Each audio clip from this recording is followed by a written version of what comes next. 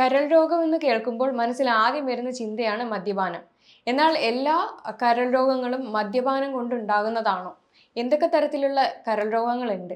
ഇത് നമുക്ക് എങ്ങനെ വീട്ടിൽ നിന്ന് തന്നെ മാറ്റിയെടുക്കാം എന്നതാണ് നമ്മുടെ ഇന്നത്തെ വീഡിയോ.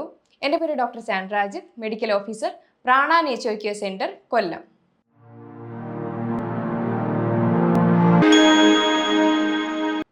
നമ്മുടെ ശരീരത്ത് 500-ൽ പരം ഫംഗ്ഷനുകൾ ചെയ്യുന്ന ഒരു അവയവമാണ് കരളെന്ന് പറയുന്നത്. ദഹനരസങ്ങൾ ഉണ്ടാക്കുക, നമ്മുടെ രക്തത്തിലെ ടോക്സിൻസിനെ അത് ഡീടോക്സിഫൈ ചെയ്ത് കളയുന്നു, ശരീരത്തിൻ്റെ വളർച്ചയ്ക്കും ഫങ്ഷനും വേണ്ടുന്ന പല വസ്തുക്കളും അത് ക്രിയേറ്റ് ചെയ്യുന്നു. എന്നാൽ കരളിൻ്റെ ആരോഗ്യം പ്രോപ്പർ അല്ല എന്നുണ്ടെങ്കിൽ ഈ പറയുന്ന കാര്യങ്ങളെല്ലാം തന്നെ അത് മുടങ്ങുകയും ചെയ്യും, പല അസുഖങ്ങൾക്ക് കാരണമാകുകയും ചെയ്യുന്നുണ്ട്. എന്തൊക്കെയാണ് കരൾ രോഗങ്ങൾ ഉണ്ടാവാനായിട്ടുള്ള പ്രധാന 3 കാരണങ്ങൾ? ആദ്യത്തേത് വൈറൽ ഇൻഫെക്ഷൻ ആണ്. വൈറൽ ഇൻഫെക്ഷൻ എന്ന് പറഞ്ഞു കഴിഞ്ഞാൽ ഹെപ്പറ്റൈറ്റിസ് എന്നാണ് ഉദ്ദേശിക്കുന്നത്. നമ്മുടെ കരളിൽ വരുന്ന ഇൻഫ്ലമേഷനെയാണ് ഹെപ്പറ്റൈറ്റിസ് എന്ന് പറയുന്നത്. അതായത് ഹെപ്പറ്റൈറ്റിസ് എ ഉണ്ട്, ഹെപ്പറ്റൈറ്റിസ് ബി ഉണ്ട്, ഹെപ്പറ്റൈറ്റിസ് സി ഉണ്ട്. ഇതാണ് കരൾ രോഗങ്ങളിൽ 40 മുതൽ 45% വരേക്കും വരാനായിട്ടുള്ള കാരണം. ഹെപ്പറ്റൈറ്റിസ് എ എന്ന് പറയുന്നത് വളരെ വലിയ അപകടകാരണം ആയിട്ടുള്ള കാര്യങ്ങളല്ല. അത് ജോണ്ടിസ് വന്നിട്ടോ അല്ലെങ്കിൽ മറ്റെന്തെങ്കിലും ലൂസ് മോഷനോ അല്ലാതെ ഛർദിയോ ഇതിലൊക്കെ കുറച്ച് നാളിങ്ങനെ നിന്നിട്ട് അതങ്ങ് മാറിപ്പോകും. എന്നാൽ ഹെപ്പറ്റൈറ്റിസ് ബിയും ഹെപ്പറ്റൈറ്റിസ് സിയും ശ്രദ്ധിക്കേണ്ടതാണ്. ഇത് രണ്ടും അപകടകാരികളാണ്. ഹെപ്പറ്റൈറ്റിസ് എയ്ക്കും ഹെപ്പറ്റൈറ്റിസ് ബിക്കും വാക്സിൻ അവൈലബിൾ ആണ്. എന്നാൽ ഹെപ്പറ്റൈറ്റിസ് സിക്ക് വാക്സിൻ അവൈലബിൾ അല്ല. ഹെപ്പറ്റൈറ്റിസ് എ കോസ് ചെയ്യുന്നത് എന്തെങ്കിലും ഫുഡിൻ്റെ അല്ലെങ്കിൽ ഫുഡ് പോയ്സണോ അല്ലെങ്കിൽ എന്തെങ്കിലും കണ്ടാമിനേറ്റഡ് വാട്ടറോ അങ്ങനെ എന്തെങ്കിലും കഴിക്കുമ്പോഴായിരിക്കും ഹെപ്പറ്റൈറ്റിസ് എ വരുന്നത്. എന്നാൽ ഹെപ്പറ്റൈറ്റിസ് ബിയും സിയും വരുന്നത് ഒന്നെങ്കിൽ സെക്ഷലി ട്രാൻസ്മിറ്റഡ് ഡിസീസ് ആയിട്ടോ അല്ലെങ്കിൽ ഹോസ്പിറ്റലിൽ അറിയാതെ നീഡിൽസ് ചേഞ്ചായി യൂസ് ചെയ്യുമ്പോഴോ ഒക്കെയാണ്, അല്ലെങ്കിൽ ബ്ലഡ് ട്രാൻസ്ഫ്യൂഷൻ വഴിയൊക്കെയാണ് ഈ ഹെപ്പറ്റൈറ്റിസ് ബിയും ഹെപ്പറ്റൈറ്റിസ് സിയും ഒക്കെ വരുന്നത്. അപ്പോൾ ഇത് ഒരു ബ്ലഡ് ചെക്കിലൂടെ ആയിരിക്കും കൂടുതലും നമുക്ക് തിരിച്ചറിയാനായിട്ട് കഴിയുന്നത്. 90 മുതൽ 95% ആളുകൾക്ക് ഇത് അൺസിംറ്റമാറ്റിക്, സിംറ്റംസ് ഒന്നും കാണിക്കാണ്ടായിരിക്കും ഇത് കാണുന്നത്. എന്നാൽ 10 മുതൽ 15% ആളുകൾക്ക് മാത്രമായിരിക്കും ഇത് സിംറ്റമായിട്ട് കാണിക്കുന്നതും. അതുകൊണ്ട് ഇത് ടെസ്റ്റ് ചെയ്യുന്നത് ഏറ്റവും നല്ല ഇമ്പോർട്ടൻ്റ് ആയിട്ടുള്ള കാരണങ്ങളാണ്. കാരണം അല്ലാതെ ഇത് അറിയാനായിട്ടുള്ള ഒരു വഴിയില്ല. രണ്ടാമത്തെ പ്രധാനമായിട്ടുള്ള കാര്യമാണ് മദ്യപാനം. അതായത് ആൽക്കഹോളിൻ്റെ അമിതമായിട്ടുള്ള ഉപയോഗം മൂലം ഉണ്ടാകുന്നതാണ് ആൽക്കഹോളിക് ഫാറ്റി ലിവർ ഡിസീസ്. അപ്പോൾ ഇത് എങ്ങനെയാണെന്ന് വെച്ച് കഴിഞ്ഞാൽ ദിവസവും മദ്യം കഴിക്കുന്നതും ഇപ്പോൾ ആഴ്ചയിൽ 1-2 പ്രാവശ്യം മദ്യം കഴിക്കുന്നതും തമ്മിൽ വളരെ വലിയ വ്യത്യാസമാണുള്ളത്.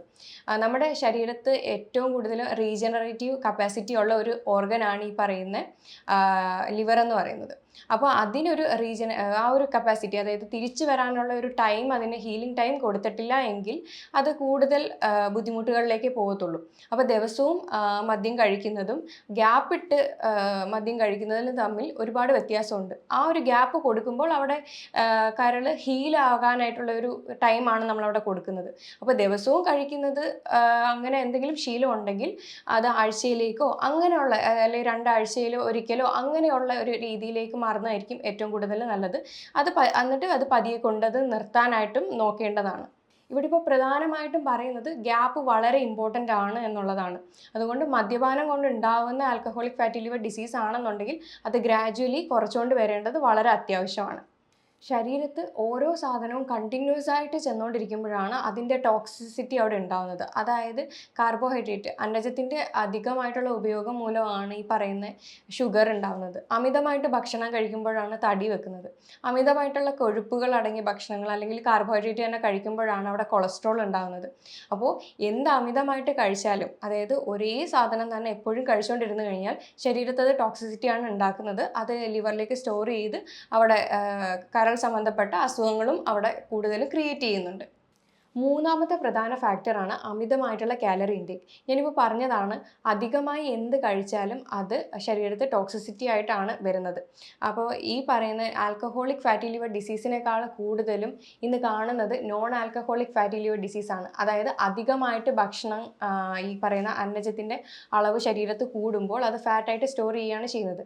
ശരിക്കും കാർബോഹൈഡ്രേറ്റ് എന്ന് പറയുന്നത് ഇൻസ്റ്റൻ്റ് ആയിട്ട് എനർജിക്ക്, നമ്മുടെ ഡെയിലി ആക്ടിവിറ്റീസിന് എനർജി ആയിട്ട് കത്തിപ്പോകേണ്ട ഒന്നാണ്. അപ്പോൾ അതിൽ നമുക്ക് ആവശ്യമുള്ളതിലും അധികം നമ്മൾ കഴിക്കുമ്പോൾ അത് കരളിൽ പോയിട്ട് അത് ഫാറ്റായിട്ട് സ്റ്റോർ ചെയ്ത് വെക്കുകയാണ് ചെയ്യുന്നത്. കരൾ കരുതും അത് നമുക്ക് ആവശ്യമുള്ള സമയത്ത് അത് എനർജി ആയിട്ട് തിരിച്ച് കൺവേർട്ട് ചെയ്ത് എടുക്കാൻ പറ്റും എന്ന്.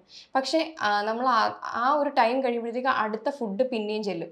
അങ്ങനെ എഗെയിൻ അവിടെ സ്റ്റോർ ചെയ്ത് വെക്കും. അങ്ങനെ അത് കണ്ടിന്യൂസ് ആയിട്ട് ഇരിക്കുമ്പോഴാണ് അവിടെ ഫാറ്റി ലിവർ ഡിസീസ് ഉണ്ടാകുന്നത്. കാരണം ആ ഒരു കൊഴുപ്പിനെ അവിടുന്ന് ബേൺ ചെയ്ത് അല്ലെങ്കിൽ എനർജി ആയിട്ട് ഉപയോഗിച്ച് കളയാനായിട്ട് അവിടെ ഒരു ടൈം നമ്മൾ കൊടുക്കുന്നില്ല.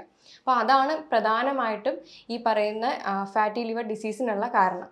അമിതമായിട്ടുള്ള കാർബോഹൈഡ്രേറ്റ്, മധുര പലഹാരങ്ങൾ, അതേപോലെ കിഴങ്ങ് വർഗ്ഗങ്ങൾ, റിഫൈൻഡ് ഓയിൽ, ഇതൊക്കെയാണ് ഈ പറയുന്ന കാലറി ഇൻടേക്ക്, അധികമായിട്ടുള്ള കാലറി ഇൻടേക്കിൽ വരുന്നത്.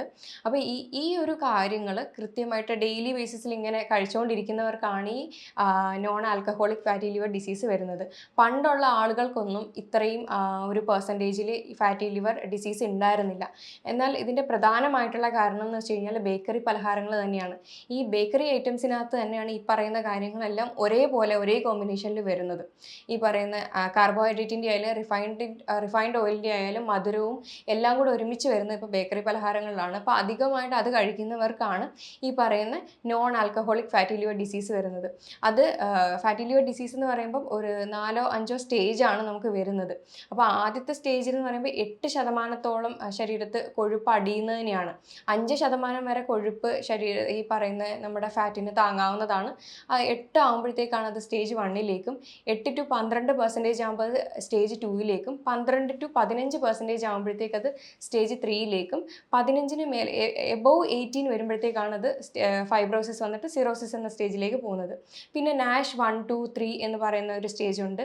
അത് കഴിഞ്ഞ് സിറോസിസ് 1, 2, 3 എന്ന് പറയുന്ന സ്റ്റേജ് ഉണ്ട്. സിറോസിസിൻ്റെ ചെറിയ സ്കാറിങ് വന്നാൽ പോലും നമുക്ക് നമ്മുടെ ലിവറിന് അത് തിരിച്ച് റീജനറേറ്റീവ് പവർ ഉണ്ടായതുകൊണ്ട് തിരിച്ച് കൊണ്ടുവരാൻ കഴിയും.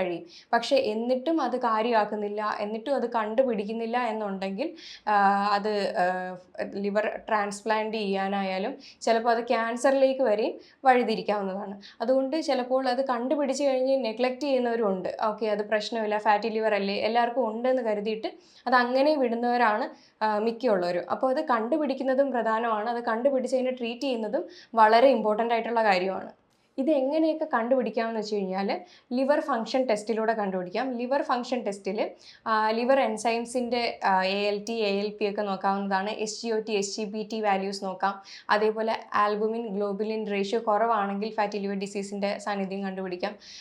പിന്നെ നമ്മുടെ ഇതെന്ത് സ്റ്റേജ് ആണ് എന്ന് കണ്ടുപിടിക്കാൻ ആണെങ്കിൽ അത് അൾട്രാസൗണ്ട് ചെയ്ത് നോക്കാവുന്നതാണ്. അപ്പോൾ ഇത് കണ്ടുപിടിച്ച് കഴിഞ്ഞാൽ ഇതെങ്ങനെ ട്രീറ്റ് ചെയ്യും എന്നുള്ളതാണ് അടുത്തത്. നമുക്ക് ആദ്യം കണ്ടുപിടിക്കണം എന്ന് വെച്ച് കഴിഞ്ഞാൽ എന്താണ് ഇതിനുള്ള പ്രധാനമായിട്ടുള്ള കാരണം. മദ്യപാനമാണോ അതോ ഭക്ഷണ രീതിയിലുള്ള തെറ്റ് കാരണമാണോ എന്നുള്ളതൊക്കെ ആദ്യം കണ്ടുപിടിക്കുക. കണ്ടുപിടിച്ചിട്ട് അത് ഏത് സ്റ്റേജിലാണ്, എന്തെങ്കിലും കോംപ്ലിക്കേഷൻ ഉണ്ടോ എന്ന് ആദ്യം നോക്കും.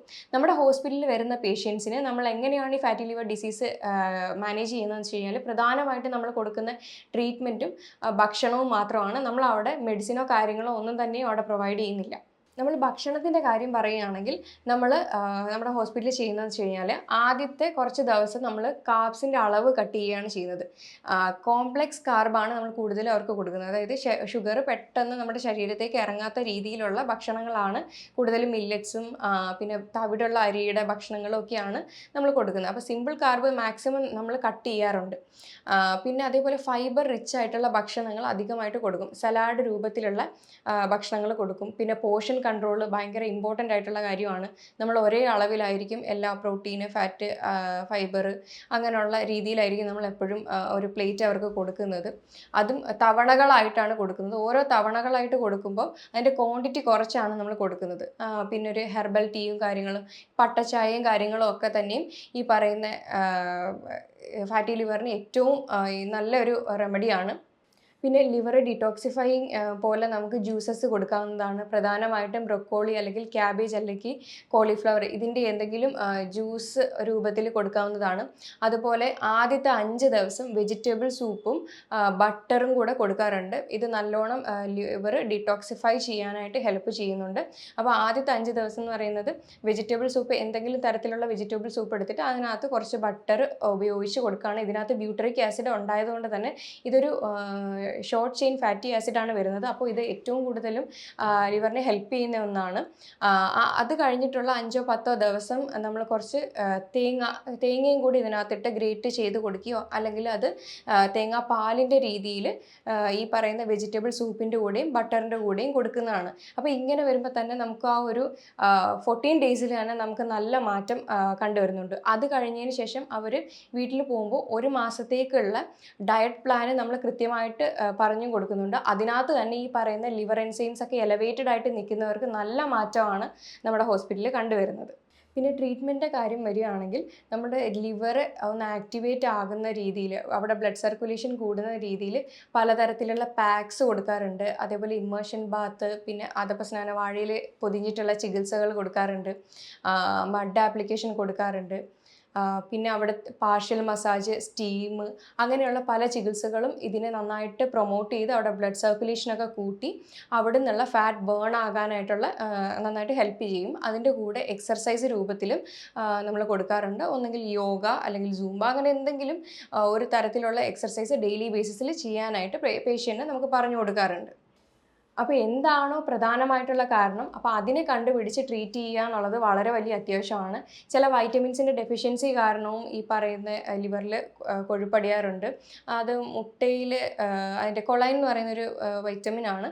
അപ്പോൾ അത് കൂടുതലും മുട്ടയിലുണ്ട്. അപ്പോൾ അതൊക്കെ പ്രൊവൈഡ് ചെയ്യാവുന്നതാണ് ഡയറ്റ് ചാർട്ട് കൊടുക്കുന്ന സമയത്ത്.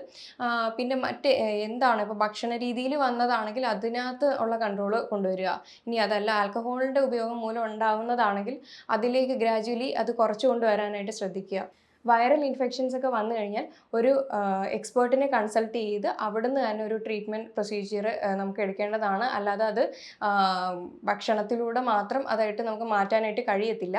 ഇനി എന്തൊക്കെ തരത്തിലുള്ള ഭക്ഷണങ്ങളാണ് ഈ പറയുന്ന ഫാറ്റി ലിവർ പേഷ്യൻസിൽ ഉൾപ്പെടുത്താൻ പറ്റുന്നതെന്ന് വെച്ച് കഴിഞ്ഞാൽ ഈ കോക്കനട്ട്, ബട്ടർ, അതേപോലെ ഒമേഗ 3 ഫാറ്റി ആസിഡ്സ് അടങ്ങിയ ചെറു മത്സ്യങ്ങൾ, നട്ട്സ്, ഒലിവ് ഓയിൽ, ബെറീസ്, അതേപോലെ ക്രൂസിഫറസ് വെജിറ്റബിൾസ് ആയിട്ടുള്ള ബ്രൊക്കോളി, ക്യാബേജ്, കോളിഫ്ലവർ ഒക്കെ തന്നെയും ഉൾപ്പെടുത്താവുന്നതാണ്. അവോയ്ഡ് ചെയ്യേണ്ട കാര്യങ്ങൾ കൂടുതലും HFCS അടങ്ങിയ ബേക്കറി ഐറ്റംസ്, അതായത് ഹൈ ഫ്രക്ടോസ് കോൺ സിറപ്പ് പോലെയുള്ള അടങ്ങിയ ബേക്കറി പലഹാരങ്ങളും മധുര പലഹാരങ്ങളും പിന്നെ അധികമായിട്ടുള്ള കാലറി അടങ്ങിയ കാർബോഹൈഡ്രേറ്റ്സും കാര്യങ്ങളും ഒക്കെ തന്നെയും കട്ട് ചെയ്ത കിഴങ്ങ് വർഗ്ഗങ്ങൾ, ഇതൊക്കെ തന്നെയും കട്ട് ചെയ്യേണ്ടതാണ്. അപ്പോൾ ഞാൻ ഈ പറഞ്ഞ കാര്യങ്ങളിൽ എന്തെങ്കിലും ഡൗട്ട് ഉണ്ടെങ്കിൽ താഴെ തന്നിരിക്കുന്ന നമ്പറിൽ കോൺടാക്റ്റ് ചെയ്യാവുന്നതാണ്. ഇനി മറ്റൊരു ഹെൽത്ത് ടോപ്പിക് വീഡിയോയുമായിട്ട് വീണ്ടും കാണാം. താങ്ക്